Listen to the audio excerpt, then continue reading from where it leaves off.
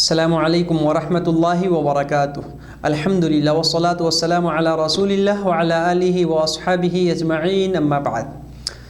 आदरणीय महानुभावहरू र मेरा सम्पूर्ण साथी मित्रहरू र विभिन्न माध्यमबाट यस कार्यक्रमले सुनिरहेका मेरा सम्पूर्ण साथी मित्रहरू, आज हामीहरूको यो 24औं पाठ हो र आज हामी यो बुझ्नेछौँ कि व्याकुलता, शोकाकुल अवस्था र त्यसै गरी छटपटी र हृदय पीडामा अल्लाहको रसूल सल्लल्लाहु अलैहि वसल्लमको पद्धति के थियो। अर्थात् जब कुनै दुख, त्रास, कष्टमय अवस्था हुन्थ्यो, कुनै पीडा हुन्थ्यो, कुनै खासो वा अप्ठ्यारो कुरा हुन्थ्यो, त्यस बेलामा अल्लाहको रसूल सल्लल्लाहु अलैहि वसल्लमले के गर्नुहुन्थ्यो। हामी जुन कुराहरू बुझिरहेका छौँ, किन अल्लाहको रसूल सल्लल्लाहु अलैहि वसल्लमको आदर्शहरू सिकिरहेका छौँ, उहाँको आइडियल र नमुना, किनभने त्यसै अनुकूल आफ्नो जीवन हामी व्यतीत गर्ने प्रयास गरौँ, आफ्नो जीवनयापन गर्ने चाहिँ प्रयास गरौँ भने हामीले पनि यदि कुनै अवस्था आएको छ, कुनै दुख र पीडा आएको छ भने अल्लाहको रसूलले कुनै दुआहरू, केही दुआहरू बताउनु भएको छ। यहाँ केही दुआहरूको म जिकिर गर्नेछु, त्यो दुआ हामीले पनि पढ्ने प्रयास गर्नुपर्छ मेरो भाइहरू।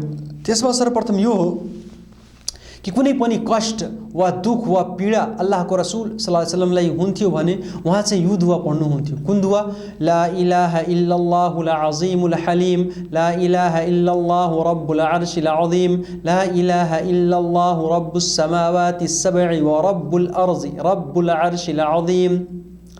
अर्थात् अल्लाह बाहेक सहनशील र महान शक्तिशाली सर्वशक्तिमान अल्लाह बाहेक अरू कोही पनि सत्य पूज्य र सत्य उपास्य छैन। महान सिंहासन, विशाल सिंहासनको मालिक, अर्श अजीमको स्वामी अल्लाह बाहेक अरू कोही पनि सत्य पूज्य र सत्य उपास्य छैन। त्यसै गरी सातौं आसमान र धरतीहरूको मालिक अल्लाह बाहेक अरू कोही पनि सत्य पूज्य र सत्य उपास्य छैन। त्यसै गरी अल्लाह ताला चाहिँ अर्श अजीम चाहिँ अर्श अजीमको अर्थात् गरिमामय अर्शको प्रतिपालक हुन्। यो दुआ चाहिँ हामीले पढ्नुपर्छ। त्यसै गरी दोस्रो दुआ पनि छ, कुनै पनि दुख आयो वा भय वा त्रास वा डरको अवस्था छ भने, कुनै व्याकुलता, हृदयमा कुनै पीडा वा कुनै टेन्सन छ भने त्यसको समाधानको लागि अल्लाहको रसूल सल्लल्लाहु अलैहि वसल्लमले यो दुआ बताउनु भएको छ, या हय्यु या कय्युम बिरहमतिका अस्तगीस।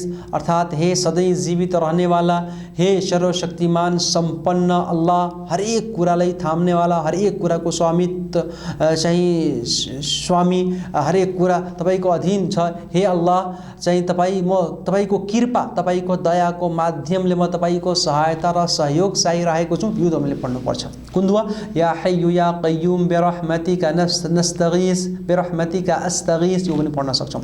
त्यसै गरी अल्लाहको रसूल सल्लल्लाहु अलैहि वसल्लम चाहिँ कुनै पनि यदि पीडा यस्तो हुन्थ्यो, कुनै टेन्सन हुन्थ्यो भने यो दुआ चाहिँ सिकाउनु भएको थियो अल्लाहको रसूल सल्लल्लाहु अलैहि वसल्लमले। कुन दुआ? अल्लाहुम्मा रहमतका अर्जु फला तकिल्नी इला नफ्सी तरफत ऐन व अस्लिह ली शअनी कुल्लह ला इलाहा इल्ला अन्त। अर्थात् हे अल्लाह, म तपाईँको दयाको भिख मागिरहेको छु, बिन्ती गरिरहेको छु। त्यसै गरी मलाई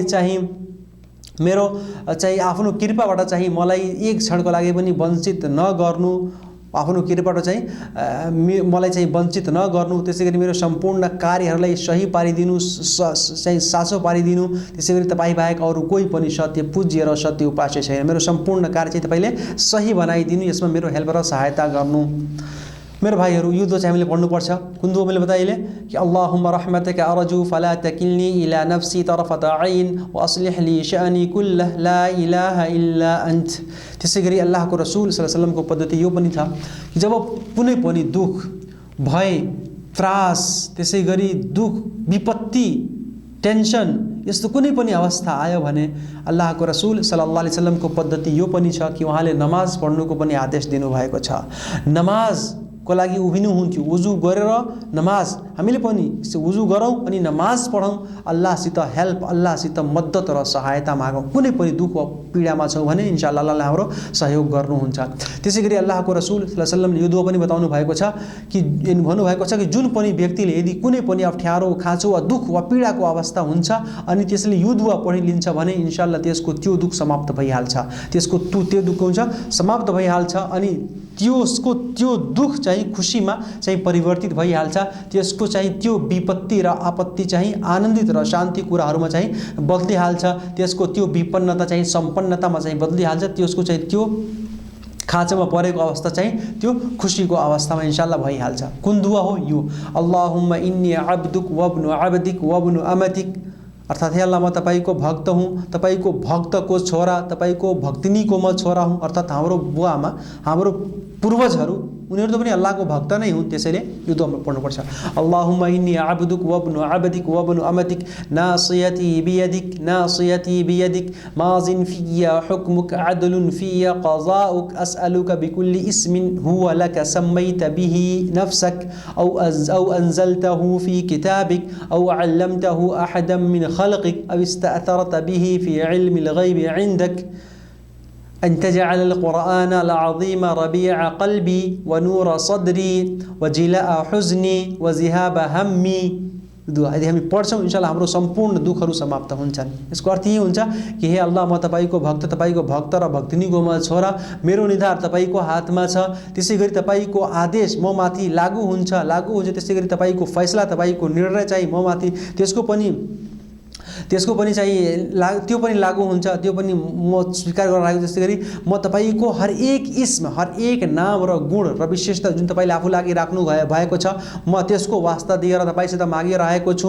वा तपाईले जुन आफ्नो नामहरू आफ्नो किताबमा अवतरित गर्नुभएको छ, त्यो किताब वा जुन तपाईले आफ्नो नाम गुण र विशेषताहरू आफ्नो चाहिँ कुनै भक्तहरूलाई सिकाउनु भएको छ, वा जुन तपाईले आफ्नो नामहरू जुन तपाईको चाहिँ विशेषताहरू छन्, जुन तपाईले चाहिँ आफू कहाँ गोपनीय राख्नु भएको छ, ती सम्पूर्णको वास्ता दिएर म तपाईसँग दुआ गरिरहेको छु कि तपाई यो कुरानलाई चाहिँ मेरो हृदयको शीतलता बनाइदिनु। त्यसै गरी मेरो चाहिँ दिल र मेरो हृदयको, मेरो छातीको चाहिँ प्रकाश बनाइदिनु। त्यसै गरी मेरो गम, मेरो दुःख, मेरो शोकाकुल अवस्था, मेरो प्रब्लमलाई समापक गर्ने यसलाई बनाइदिनु।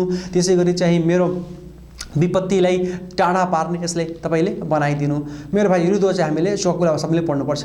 त्यसै गरी अल्लाहको रसूल सल्लल्लाहु अलैहि वसल्लमले त्रासको अवस्थामा, भयभीत भएको अवस्थामा, डरको अवस्थामा साहबहरुलाई एक दुआ अरु बताउनु भएको छ। त्यो कुन दुआ हो? यो अऊजु बिकलिमातिल्लाहि ताम्माति मिन गज़बिहि व इक़ाबिहि व शर्रि इबादिहि व मिन हमज़ाति शयातिनि व अऊजु बिक रब्बी अन यहज़ुरुन।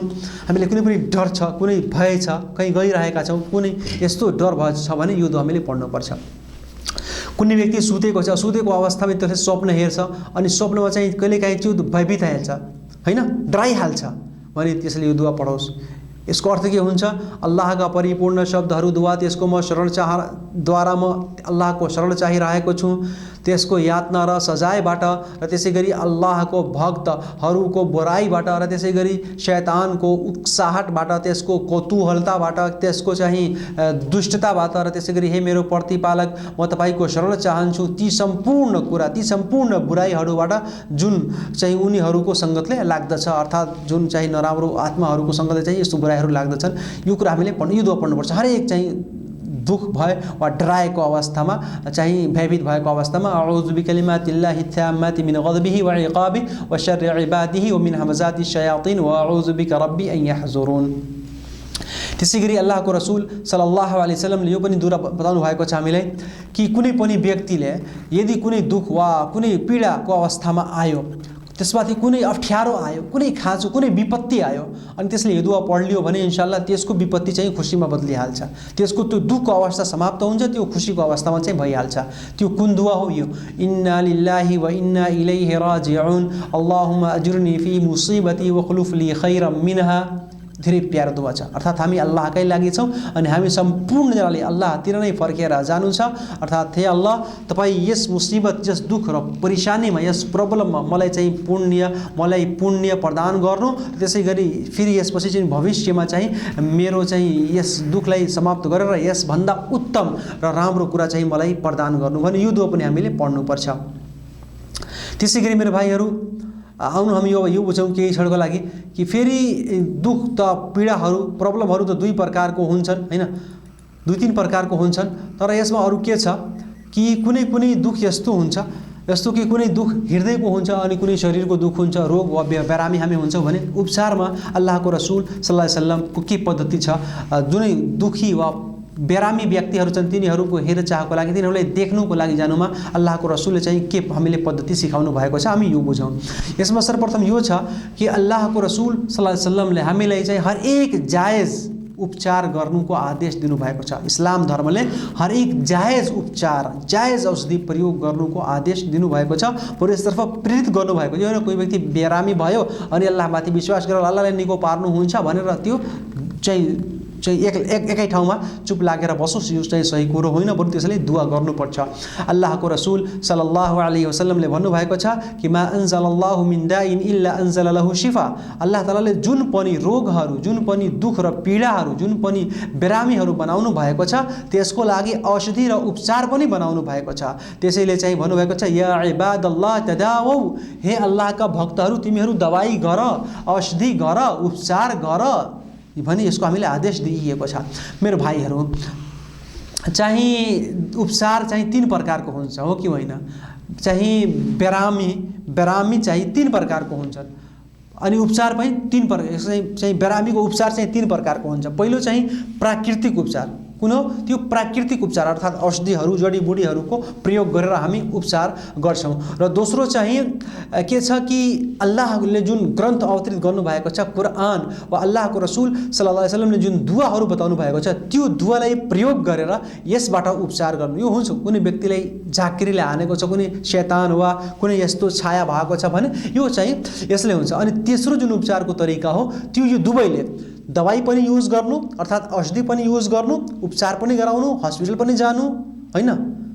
त्यसै गरी जुन अल्लाहले उपचार चाहिँ नाजिल गर्नुभएको छ कुरानमा हर एक बिरामीको चाहिँ शिफाको लागि त्यसमा चाहिँ स्वास्थ्य प्रदान गर्नुको यसमा औषधि राखिएको छ। अल्लाह तालाले भन्नुभएको छ वनुनज्जिलु मिनल कुरानि मा हुवा शिफा, यो शिफा हो, औषधि हो, उपचार हो, यसले चाहिँ मनुष्यहरूलाई स्वास्थ्य पार्दछ। त्यसैले पनि हामीले दुआ यस्तो गर्नुपर्छ। त्यसै गरी चाहिँ खास गरी मेरो भाइहरू हामीले खमर अर्थात् रक्सी, जाड रक्सीबाट हरेक चाहिँ अपवित्र र नराम्रो कुराहरूबाट जुन अशुद्ध छन्, जुन हराम छन् त्यसबाट चाहिँ दवाई गर्नु हुँदैन। तर यदि कुनै यस्तो अवस्था छ, अप्ठ्यारो छ, मनुष्यको अब ज्यान जान्छ भने त्यति हराम वस्तु जुन छ मात्र त्यति त्यो प्रयोग गर्न सक्छ जसबाट चाहिँ त्यसको ज्यान जोगिहालोस्, त्यसको ज्यान चाहिँ बाँचिहालोस् र धेरै प्रयोग गर्नु चाहिँ जायज छैन। त्यसै गरी मेरो भाइहरू अल्लाहको रसुल सल्लल्लाहु अलैहि वसल्लम चाहिँ सहाबाहरू जब बिरामी हुन्थे उहाँको साथीहरू भने उनीहरूको हेरचाहको लागि जानुहुन्थ्यो, हाल खबर लिनुको लागि जानुहुन्थ्यो, जे पनि जति पनि हुन सक्थ्यो उनीहरूको सहयोग र सहायता पनि गर्नुहुन्थ्यो। जस्तो कि एउटा चाहिँ बच्चा, एउटा व्यक्ति चाहिँ, एउटा युवक चाहिँ अल्लाहको रसुल सल्लल्लाहु अलैहि वसल्लमको चाहिँ सेवा गर्दथ्यो त्यो चाहिँ अनि त्यो यहुदी थियो, त्यो बिरामी भयो, अल्लाहको रसुल सल्लल्लाहु अलैहि वसल्लम चाहिँ त्यस कहाँ जानुभयो अनि त्यसलाई इस्लामतर्फ बोलाउनु भयो। अन्त समयमा त्यस युवकले कलमा पढ्यो, इस्लाममा लाग्यो अनि अल्लाह तालाले त्यसले क्षमा प्रदान गर्नुभयो, त्यो स्वर्गमा गयो। अल्लाहको रसुल सल्लल्लाहु आफ्नो काका कहाँ जानुभयो, उहाँ अन्तिम अवस्थामा थिए, उहाँले पनि कलमा पढाउन प्रयास गर्नुभयो, इस्लाममा ल्याउन प्रयास गर्नुभयो, तर उहाँले चाहिँ उहाँको कुरा मानेनन्, अर्थात् अल्लाहले उहाँलाई चाहिँ हिदायत दिनु भएन, उहाँको चाहिँ मार्गदर्शन र पथ प्रदर्शन गर्नु भएन, त्यसैले उहाँ चाहिँ नरकमा जानेछन्। त्यसै गरी मेरो भाइहरू अल्लाहको रसुल सल्लल्लाहु अलैहि वसल्लमको यो पद्धति थियो कि जब उहाँ कुनै मरिज, कुनै बिरामी व्यक्ति कहाँ जान्थे भने उहाँको चाहिँ जुन सिरहानी हुन्छ टाउकोतर्फ चाहिँ बस्नुहुन्थ्यो अनि त्यसको हाल खबर चाहिँ राम्रोसित चाहिँ मिठो स्वरमा चाहिँ लिनुहुन्थ्यो अनि त्यसै गरी चाहिँ अरू जुन पनि जति हुन सक्थ्यो उहाँको सहयोग र सहायता गर्नुहुन्थ्यो।